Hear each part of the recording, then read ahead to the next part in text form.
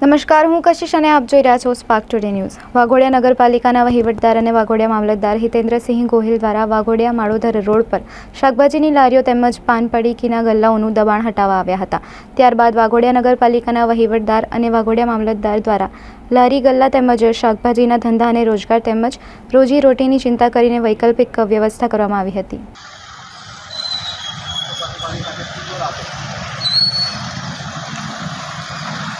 અહીંયા કરી પાથરવા માટે છે ને માટી તો આ ગ્રીટન મારે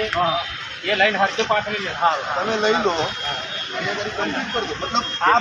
અમે મામલતદાર સાહેબશ્રીનો આભાર માનીએ છીએ અને અમારી અસ્થાયી રૂપે જે જગ્યાએ લારીઓ હતી પહેલાં રેલવેમાં તેથી અમારે ચાલે બધાને હટાવી અને નવી જગ્યાએ શાક માર્કેટ માટે આ જગ્યાની ફાળવણી કરે છે તે બદલ અમે મામલતદાર સાહેબનો આભાર માનીએ અને અમે સદાય એમના આભારી રહીશું અને કોઈને નડતર નહીં રહી એ રીતનો અમે ધંધો કરીશું।